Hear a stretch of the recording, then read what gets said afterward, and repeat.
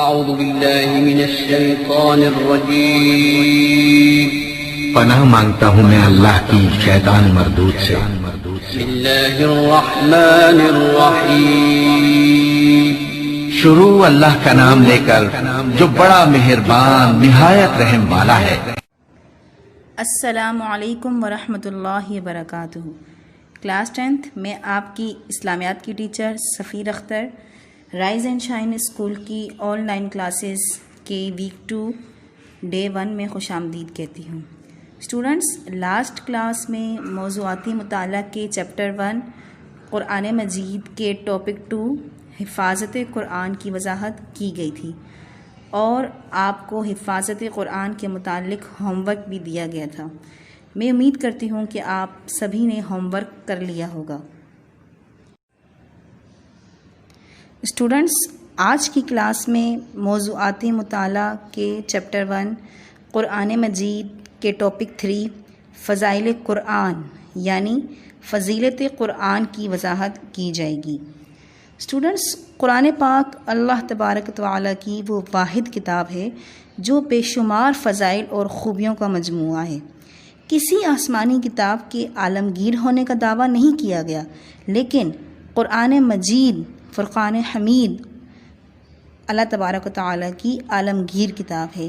یہ نہ صرف مسلمانوں کے لیے بلکہ تمام انسانوں کے لیے تا قیامت ہدایت کا سرچشمہ ہے، اور تمام انسانوں کو یہ ہدایت کی گئی ہے کہ وہ قرآن پاک کو پڑھ کر اس سے فیض حاصل کریں۔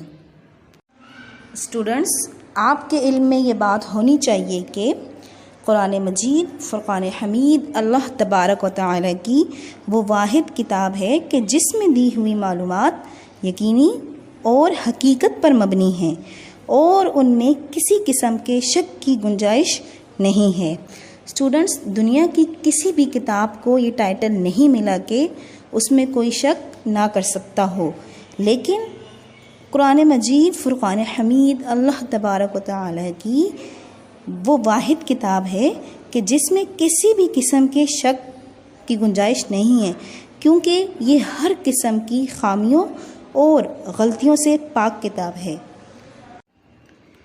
اسٹوڈنٹس، قرآن مجید ہدایت اور رہنمائی کرنے والی کتاب ہے، اور قرآن پاک میں یہ واضح طور پر بیان کر دیا گیا ہے کہ قرآن پاک قیامت تک آنے والے تمام انسانوں کے لیے ہدایت کا سرچشمہ ہے، اور جو شخص بھی قرآن کریم سے ہدایت حاصل کرنے کے لیے اس پر غور و فکر کرتا ہے تو اسے صحیح راستہ مل جاتا ہے اور وہ دنیا اور آخرت دونوں میں کامیاب ہو جاتا ہے۔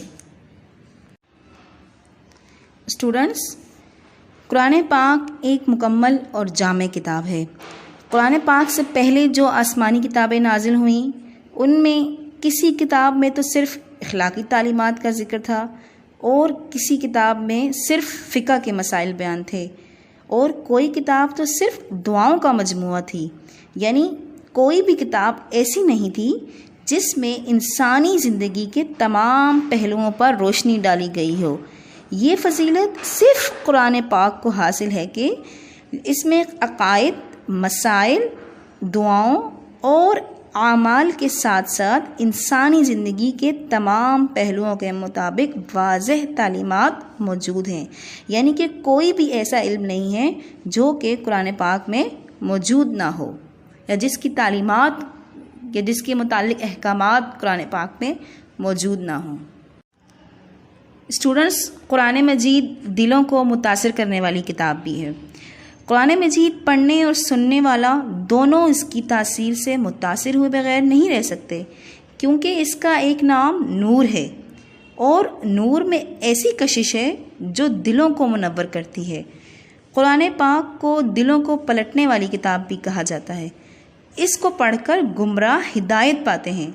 یہ کتاب انسان کو تاریکی سے روشنی کی طرف لاتی ہے۔ قرآن پاک میں اللہ تبارک و تعالیٰ نے سورۃ النساء آیت نمبر 185 میں ارشاد فرمایا ہے، اے لوگوں، تمہارے پاس ایک واضح دلیل تمہارے رب کی طرف سے آئی ہے، اور ہم نے تمہاری طرف کھلا ہوا نور نازل کیا۔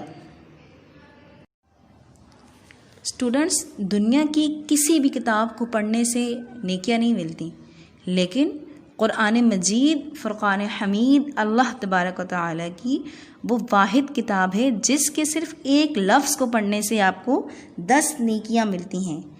حدیث مبارکہ کا مفہوم یہ ہے کہ حضرت محمد صلی اللہ علیہ وآلہ وسلم نے فرمایا، جو شخص الف لام میم پڑھتا ہے، یہ 3 الفاظ ہیں، الف لام اور میم، جو شخص یہ صرف الف لام میم پڑھتا ہے تو اس کو 30 نیکیاں ملتی ہیں۔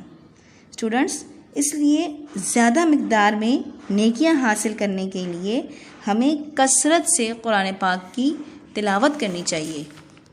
اسٹوڈنٹس، قرآن پاک کی ایک اور فضیلت یہ بھی ہے کہ قرآن پاک شفا بخشنے والی کتاب ہے۔ قرآن پاک جسم اور روح کو ہر قسم کی جسمانی اور نفسیاتی بیماریوں سے نجات دلا کر انسان کو ہر لحاظ سے صحت مند بنانے والی کتاب ہے۔ اس کتاب کو پڑھنے، سننے اور اس پر عمل کرنے سے بیمار شفا پاتے ہیں، دلوں کی بے چینی دور ہوتی ہے اور دلوں کو سکون ملتا ہے۔ اللہ تبارک و تعالی قرآن پاک میں سورہ بنی اسرائیل آیت نمبر 82 میں ارشاد فرماتا ہے، ترجمہ، اور ہم قرآن پاک میں وہ نازل کرتے ہیں جو اہل ایمان کے لیے شفا اور رحمت ہے۔ اسٹوڈنٹس، قرآن کریم کا ہر لفظ اور ہر آیت اللہ تبارک و تعالیٰ کی نشانی ہے، اور اس میں اللہ تعالیٰ کا حکم اور علم و حکمت کا خزانہ موجود ہے۔ اللہ تبارک و تعالیٰ نے قرآن مجید میں بہت سے مقامات پر انسان کو غور و فکر کی دعوت دی ہے۔ اب یہ انسان پر منحصر ہے کہ وہ اس سے کتنا فائدہ اٹھاتا ہے۔